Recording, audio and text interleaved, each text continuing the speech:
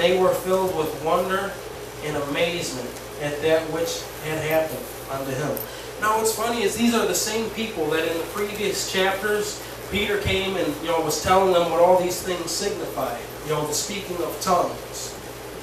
And at that point it said that they were afraid because they did not know what this meant, because they knew, okay, he's from Asia, he's from Egypt, this guy speaks, there's no way they could be speaking all these languages. That's why they said they were drunk. It's like, well, I don't understand him. But they're like, yeah, he's speaking my language. This is what he's saying. He's telling us about the wonders of God. The same people, because they were afraid. So they were already primed to listen to what these people had to say.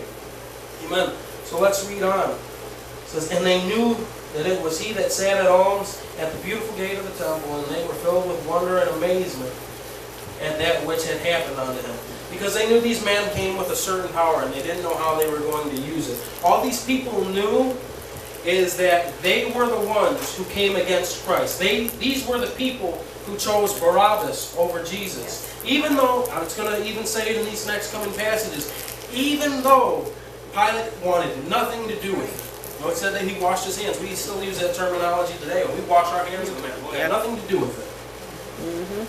All they knew is that they were the ones who betrayed Jesus. They were the ones that were in the crowd. And now these men who obviously have some sort of connection with God, have something to say. No doubt, I'd be afraid too. If I was the one who betrayed the only begotten of the Father, the only hope for my own salvation, I was the one who was responsible in playing a hand in his demise. That'd be cause for them to be afraid. That's why they were afraid, because they knew they messed up. So they were already primed to listen in. But when they seen them coming with this power, but they weren't using it to destroy them. They weren't using it to say, you blew it, this was your last chance. They didn't call down fire from heaven, though John in the past would have.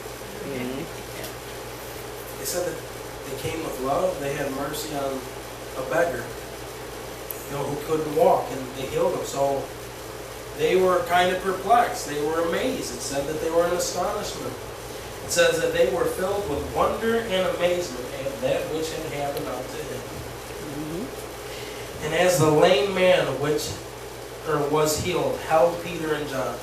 Now, this is another beautiful, beautiful scene. Now, this is full of emotion, because this man was standing, he was just embracing him, he was hugging him. No doubt weeping, no doubt crying, just completely overwhelmed with emotion. He couldn't contain himself. When you first come to the Lord, you get that speaking in tongues, you can't contain yourself. You burst out. He was in such a flurry of emotions. He was jumping, he was praising God, he was shouting, he was hugging them, he was saying, thank you, he was embracing them.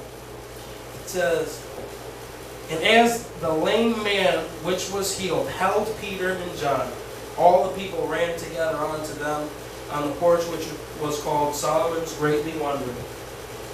And when Peter saw it, because I love it, because it said that he didn't notice it right away.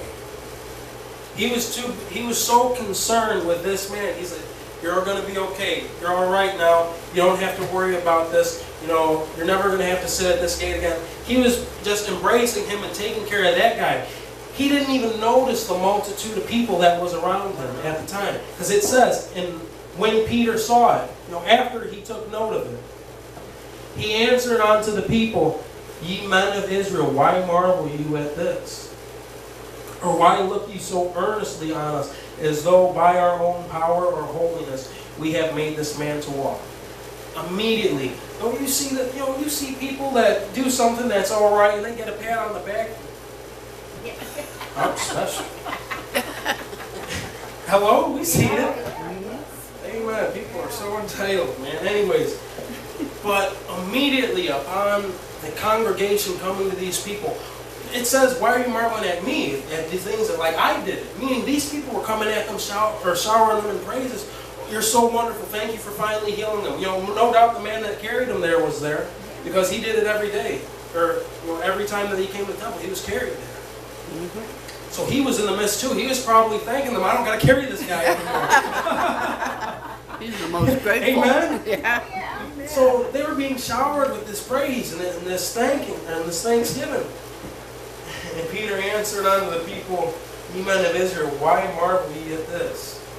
For this thing that you think is great, what's so good about it? And then he says, for why look ye so earnestly on us, as though by our own power or holiness we made this man walk? Not only just denying that they had this power, but denying that holiness of it even.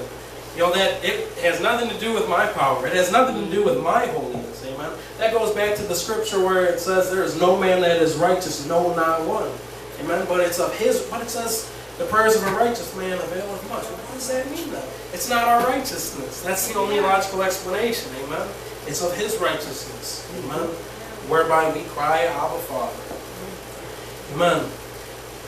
So as though by our own power or holiness we had made this man to walk. The God of Abraham, the God of Isaac, and of Jacob, the God of your fathers.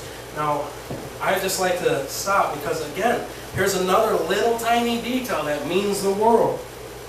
He says, the God of Abraham. For those of you who don't know, Abraham's name wasn't always Abraham. It was Abram, which was the father. I got it written down somewhere. I'll just paraphrase it. You know, the father of many. To Abraham, which was to mean the father of many nations. Amen? So after this name change, he was addressed as Abraham from that point on. Then it says, let me see, and of Isaac, he was Isaac, but then it says, and of Jacob. But he was, for those of you who... Israel, exactly. The man who struggled with God and prevailed. That's the truth. But why is it that they chose to refer to him as Jacob? For those of you who don't know, Jacob, he wasn't exactly an honest man. It said he was a simple man who dwelled in tents. He also stole his brother's birthright. Amen, and his mother helped him do it. He had the fur on his arm, and he came to his father when he was blind. And he asked for his birthright, and then he got out of it. A thief. His brother said, you named him Jacob, rightly so, because he's a thief. And I went back and I was studying it. Let me see, I got it in here somewhere. I think it's in category 2.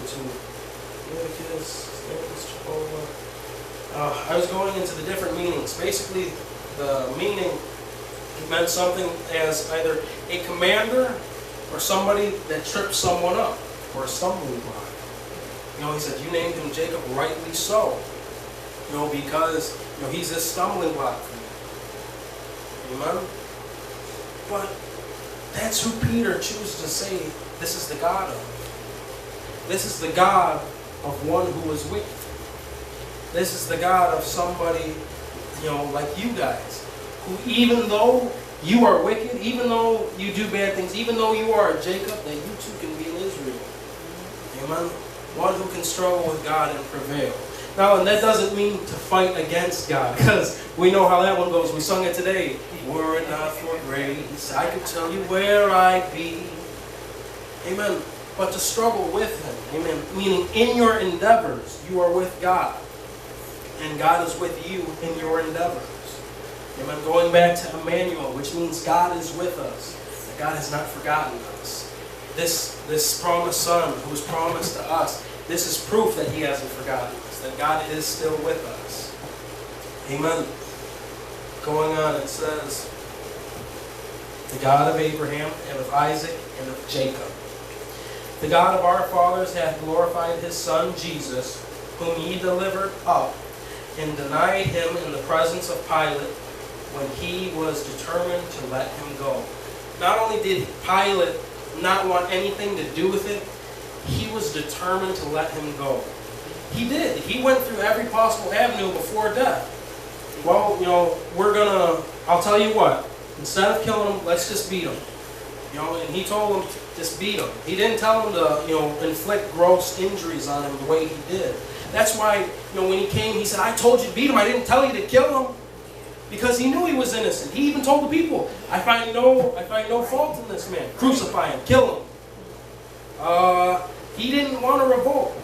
I think I got my map right here from where it shows where Italy and Rome were at in comparison to Israel. They were a ways away. They were spread kind of thin. Amen. They knew they could control the people so long as they kept themselves in control, because they didn't want to fight. But if everybody banded together, they would have a serious problem.